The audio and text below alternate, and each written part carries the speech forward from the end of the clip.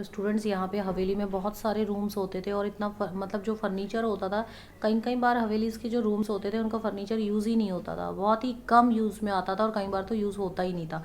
अब फिर ये बात कर रहे हैं यहाँ पे, एक इन्होंने बताया है कोमर अल दीन खान्स हवेली जो थी उसमें ऐसा स्ट्रक्चर किया गया था कि उसके अंदर रहने के लिए जो कमरे बनाए गए थे, कार ड्राइवर के लिए भी थे, टेंट पिचर के लिए भी था, टॉर्च बियरर के लिए भी था, अकाउंटेंट के लिए था, क्लर्क के लिए था, हाउस होल्ड सर्वेंट जो घर के नौकर चाकर थे उनके लिए भी ये रूम्स अवेलेबल रखे हुए थे उन्होंने। तो उसके बाद ये बता रहे जो मुग़ल अमीर्स थे, बाद में जब ब्रिटिशर्स ने अपना कंट्रोल करना शुरू कर दिया तो उनके लिए अब हवेलीज़ को मेंटेन करना बहुत मुश्किल हो गया था। अब हवेलीज़ को डिवाइड कर दिया जाता था या फिर उन्हें बेच दिया जाता था। फिर ये बात कर रहे जो कॉलोनियल बंगलो होता था वो बहुत डिफरेंट था हवेली से, क्योंकि जो कॉलोनियल बंगलो होता था वो वन न्यूक्लियर फैमिली के लिए होता। वन न्यूक्लियर फैमिली मतलब कि जो जो मम्मी डैडी और एक बच्चा जो है, एक दो बच्चे साथ में रहते थे तो न्यूक्लियर फैमिली होती है। और जॉइंट फैमिली तो आपको पता ही है जिसमें दादा दादी सारा परिवार रहता है वो जॉइंट फैमिली है। तो ब्रिटिशर्स में क्या था, न्यूक्लियर फैमिली रहती थी। तो उनका जो हवेली जो थी, उनका जो बंगलो होता था हवेली से अलग होता था। It was a large single storeyed structure with a pitched room usually set 1 और 2 एकर्स ऑफ ओपन ग्राउंड। उनके पास 1 और 2 एकड़ ग्राउंड ओपन होता था और सेपरेट लिविंग और डाइनिंग रूम होता था, बेडरूम होता था, बरामदा होता था और running in the front, veranda running in a front, आंगन जो बरामदा होता था आगे होता था फ्रंट में। And some time on 3 sides kitchen, 3 side kitchen होती थी। स्टेबल्स एंड सर्वेंट्स क्वार्टर्स होते थे, सर्वेंट के क्वार्टर, नौकर जो घर के होते थे उनके लिए क्वार्टर होते थे। Were in a separate space from the main house, और उनके लिए सेपरेट स्पेस होती थी उनके घर, मतलब ब्रिटिश जो के जो बंगलो होते थे नौकर चाकर के लिए एक सेपरेट स्पेस होती थी। The house were run by dozen of servants, और उस घर के अंदर बहुत सारे जो सर्वेंट्स होते थे। The women of household often sat on the verandas, कह रहे हैं जो औरतें थी, औरतें कहाँ बैठती थी, बरामदा में बैठती थी, आंगन में, टू सुपरवाइज टेलर्स और ट्रेडमैन, और वो सुपरवाइज करती थी टेलर्स को और ट्रेड्समैन को। अब स्टूडेंट्स आपका लास्ट कंसेप्ट है the municipality begins to plan. अब दिल्ली के लिए म्यूनसिपालिटी क्या क्या प्लान किया उसके बारे में हम पढ़ेंगे। The census of 1931 revealed that the wallet city area was horribly crowded. कह रहे 1931 में क्या बताया गया कि जो वॉलेट सिटी एरिया था वो बहुत ज़्यादा क्राउडेड था, विद एज मैनी एज 90% पर एकड़, कह रहे हैं उसके अंदर जो संख्या थी 90% पर एकड़ थी। While new Delhi had only about, और जब हम न्यू दिल्ली की बात करते हैं तो वहाँ पे क्या था, ओनली अबाउट 3% पर एकड़। पहले कितना था, 90% पर एकड़, और न्यू दिल्ली के अंदर 3% पर एकड़, इतना फ़र्क था बच्चों। The poor condition in Valid city, however, did not stop it from expanding. In 1888, an extension scheme called the Lahore Gate Improvement Scheme was planned by Robert Clark for the Valid city. कह रहे हैं कि जो poor condition थी valid city की पहले, और 1888 में जो एक स्कीम इन्होंने बनाई लाहौर गेट, उसका नाम दिया गया Lahore gate improvement scheme, was plan by, और इसको बनाया था रॉबर्ट क्लेर्क से।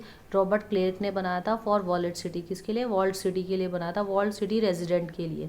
The idea was to draw resident away from the old city. Idea बनाया गया कि रेजिडेंट अवे होना चाहिए, ओल्ड सिटी से दूर होना चाहिए, to a new type of market, उसमें नई टाइप की मार्केट होनी चाहिए, मार्केट स्क्वेयर में होनी चाहिए, around which shop would be built, और उसमें शॉप्स जो है बिल्ड होनी चाहिए। स्ट्रीट्स इन दी रीडेवलपमेंट, जो स्ट्रीट्स जो गलियां हैं वो रीडेवलप होनी चाहिए, strictly followed by the grid pattern, और उसको अच्छे से ग्रिड पैटर्न को फॉलो करना चाहिए, जो भी उसमें जो गली बने वो रीडेवलप हो और उसको स्ट्रिक्टली फॉलो किया जाए ग्रिड पैटर्न से।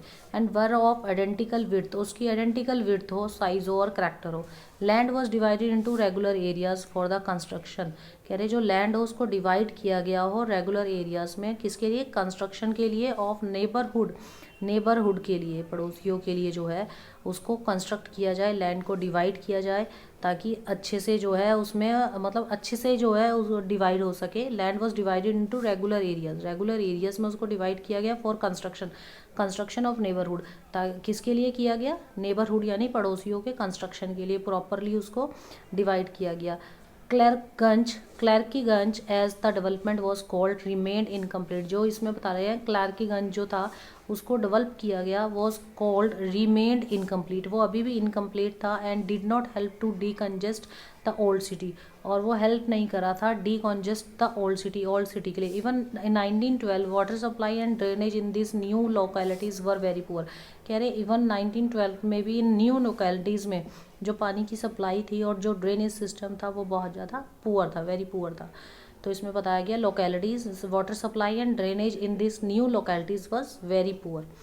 The Delhi improvement trust was setup, फिर दिल्ली इम्प्रूवमेंट ट्रस्ट आता है स्टूडेंट्स 1936 के अंदर, and it build area like Daryaganj, और वो कौन से एरिया को बिल्ड करते, Daryaganj south for wealthy Indians, Daryaganj south की तरफ जो है उसको वेल्दी इंडियंस के लिए वो इसको इम्प्रूव करते हैं। Houses were grouped around parks, houses बनाते हैं और उसके आसपास पार्क्स रखते हैं। Within the houses space was divided according to new rules of privacy. अब कह रहे घर के अंदर उन्होंने ऐसा डिवाइड किया है स्पेस को कि उनको प्राइवेसी भी मिल सके, नए रूल्स के अकॉर्डिंग प्राइवेसी मिल सके।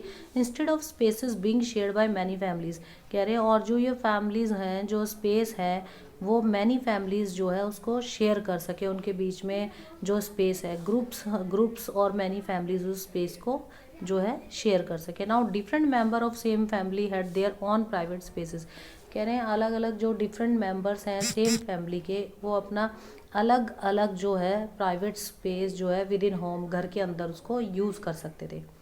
तो स्टूडेंट्स ये आपका चैप्टर था। इस चैप्टर में हमने जो है ये पढ़ा चैप्टर जिसमें हमें बताया कि कैसे ब्रिटिशर्स ने, पहले इन्होंने दिल्ली के बारे में हमें बताया कि शाहजहाँ जो थे उनका जो कैपिटल था बहुत मशहूर हुआ, उन्होंने उस समय सूफ़ी कल्चर बहुत ज़्यादा था, अच्छे उन्होंने रेड फोर्ट वगैरह बनाए।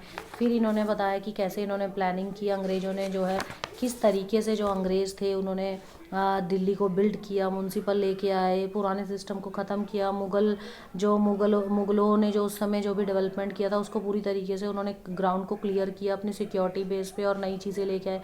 पार्टीशन हुआ तो बहुत सारे मुस्लिम्स जो थे यहाँ से पाकिस्तान गए और पाकिस्तान से यहाँ आए, फिर नए उन्होंने काम किए, अपने व्यवसाय शुरू किए उन्होंने, और धीरे धीरे यहाँ डेवलपमेंट हुई। लास्ट में इन्होंने म्यूनसिपालिटी जो थी उनके बारे में बताया गया है, उन्होंने अपने प्लान शुरू किए। फिर 1936 में दिल्ली इम्प्रूवमेंट ट्रस्ट आया, तो उन्होंने क्या किया, नए नए पार्क बनाए, स्पेस रखी घरों के अंदर कि फैमिली मेम्बर्स उन स्पेस को यूज़ कर सके, और सभी फैमिली मेम्बर्स अपनी प्राइवेट स्पेस को जो विद इन एट होम घर के अंदर ही उसको यूज़ करते हैं। तो ये स्टूडेंट्स आपका चैप्टर था।